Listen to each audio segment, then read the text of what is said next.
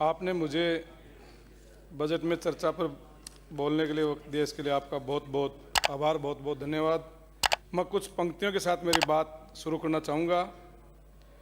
Budget की किताबें खुली, पन्ने पलटे हजार, पर फतेहपुर का नाम न आया एक बार। बड़ी शर्म की बात है। लाख करोड़ों की बातें, विकास के बड़े दावे, हमारा क्षेत्र पूछे क्या हम नहीं थे के गांव में। रेगिस्तान तक रोशनी, सड़कों का विस्तार, पर फतेहपुर रह गया सिर्फ वादों के आधार। अगर विकास की गंगा सच में बहानी थी तो फतेहपुर को क्यों नक्शे से मिटानी थी। सभापति महोदय, मैं आज इस सदन में भारी पीड़ा और आक्रोश के साथ खड़ा हूं कि सरकार ने 2026-27 का बजट बड़े गर्व के साथ प्रस्तुत किया। करोड़ों लाखों करोड़ों की योजनाओं का बखान किया गया, विकास के लंबे चौड़े दावे किए गए, लेकिन जब हमने पूरा बजट सुना और पढ़ा, एक बात साफ नजर आई, फतेहपुर विधानसभा क्षेत्र का नाम तक लेना सरकार ने जरूरी नहीं समझा। क्या कारण था, माननीय वित्त मंत्री जी रिप्लाई में बता दें। सभापति महोदय, मैं आपके माध्यम से वित्त मंत्री महोदय से पूछना चाहता हूं कि क्या फतेहपुर राजस्थान का हिस्सा नहीं है? क्या वह किसान, युवा, महिलाएं, व्यापारी, हर वर्ग इस राज्य के नागरिक नहीं हैं? क्या हमारे क्षेत्र की समस्याएं सरकार को दिखाई नहीं देती या भेदभाव दिखाई देता है? यह केवल फतेहपुर का बजट के नाम नहीं लेने जाने का मुद्दा नहीं है, यह सम्मान का मुद्दा है, यह हिस्सेदारी का मुद्दा है। जब सरकार सबका साथ, सबका विकास की बात करती है तो क्यों फिर मेरे विधानसभा क्षेत्र फतेहपुर को बजट से बाहर किया गया? हमारे क्षेत्र में वर्षों से पेयजल की समस्या है, सिंचाई के लिए किसान संघर्ष कर रहे हैं, युवाओं को रोजगार के अवसर सीमित हैं, सड़क और स्वास्थ्य सुविधाओं में सुधार की आवश्यकता है। क्या इन समस्याओं का समाधान इस बजट में दिखाई देता है?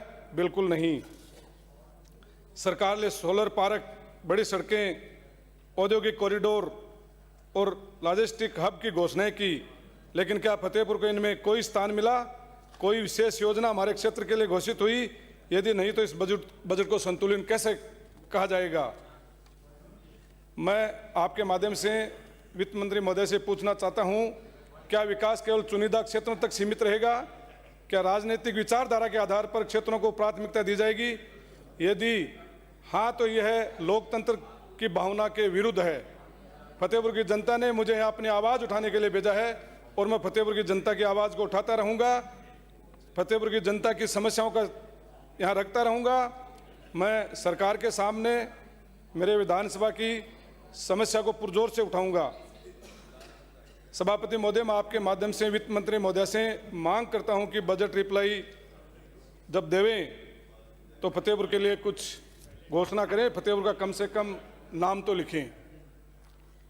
अब बजट पे आता हूँ कि आपने बजट में बहुत बड़े बड़े, अभी पहले बोलने वाले माननीय सदस्य ने कहे थे कि हमारे यशस्वी प्रधानमंत्री नरेंद्र जी मोदी ने देश को बहुत विकसित किया है।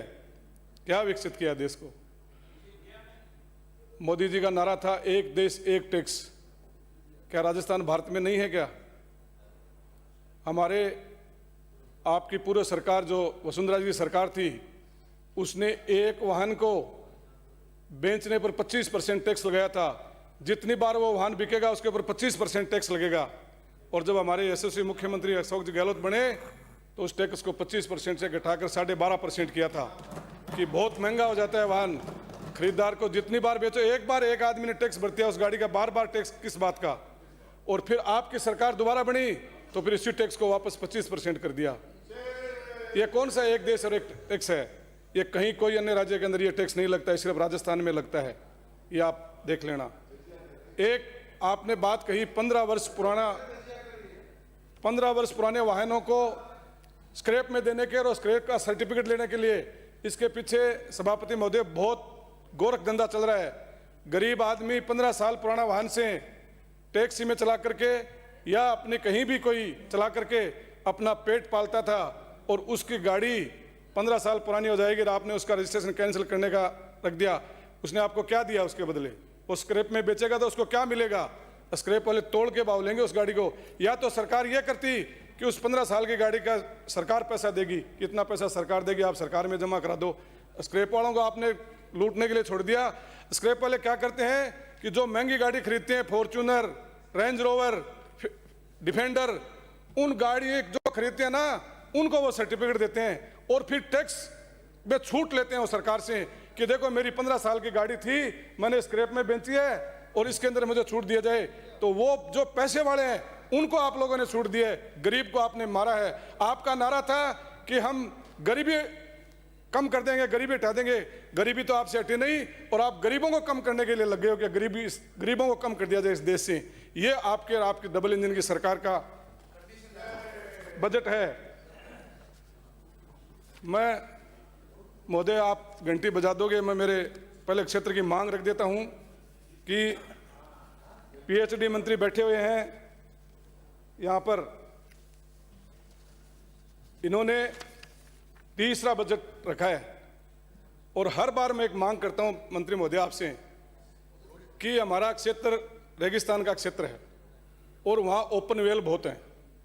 आज भी मेरे क्षेत्र में नई करते 60 से 65 ओपन वेल गांवों के अंदर हैं और उसमें जाने के लिए आदमी नहीं मिलता है और जो मिलता है ना तो मुंह मांगे अपना पैसा वसूल करता है। आप कुछ देते नहीं हो, सरकार कुछ देते नहीं हो, वो गांव वालों के ऊपर वो भार पड़ता है और 3 दिन 4 दिन 5 दिन तक वो आदमी आता नहीं है, इसलिए 4-5 दिन तक उनको इंतजार करना पड़ता है। मैंने फर्स्ट बजट में बात रखी, सेकंड में भी रखी और इस बजट में भी आपको बात रख रहा हूं कि उस पर आप ध्यान दीजिए और वो ओपन वेल हैं उनकी जगह सिर्फ आप एक ट्यूबवेल खुदा दीजिए तो वो मशीन से लोरिंग होगी और मशीन से मोटर निकाल के जब खराब होगी तो वापस डाल देंगे, अन्यथा कुएं में जाने के लिए आदमी नहीं मिलता है। तो मेरी फिर आपसे मांग है कि वो उसके ऊपर आप ध्यान दिया जाए। एक मेरे विधानसभा क्षेत्र में 2 शहर हैं, 127 गांव हैं, तो आप मेहरबानी करके एक अधिशासी अभियंता कार्यालय खोल दीजिए।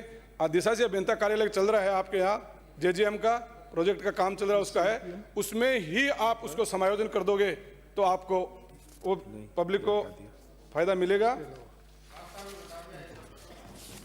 एक रामगढ़ शहर है, वो ग्रामीण में आता है अभी इस टाइम कि जो रामगढ़ का सहायक अभियंता उसके नीचे आता है रामगढ़ शहर और उसके आगे भी और बहुत सारे गांव हैं।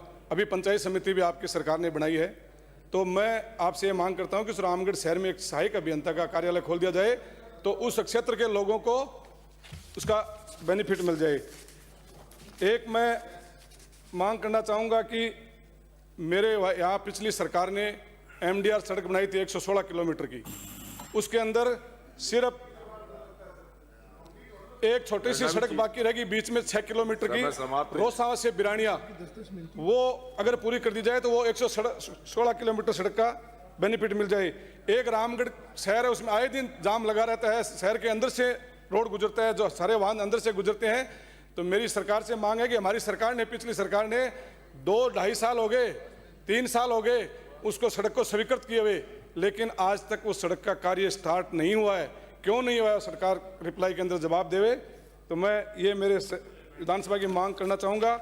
और सभापति महोदय, मैं आपके माध्यम से 3-4 सड़कें उसकी बात रख देता हूँ कि एक तो बीचरी से चूड़ी जीतगढ़ वाया लियाकत खां की ढाणी तक, फतेहपुर से ताजसर कसेरा बीड़ होते हुए, NH 52 से रुकनसर ताकलसर से सुंडा की ढाणी तक, NH 52 से देवा से तमसर बचावा कार्य और बींचरी से मुकंदगढ़ सीमा तक, रामगढ़ ढानन सड़क से जुगलपुरा संपर्क सड़क, फतेहपुर से किशनपुरा, NH 52 से आसास जाड़ेव और हरसावा बड़ा से हरसावा छोटा, सदीनसर से डाबड़ी सड़क तक, बींचरी से चूड़ी मियाँ सड़क, NH 52 से रिणाऊ और चुआस छोटा सड़क, बींचरी से चूड़ी अजीतगढ़ तक, रामगढ़ से ढाणी खनिटा तक।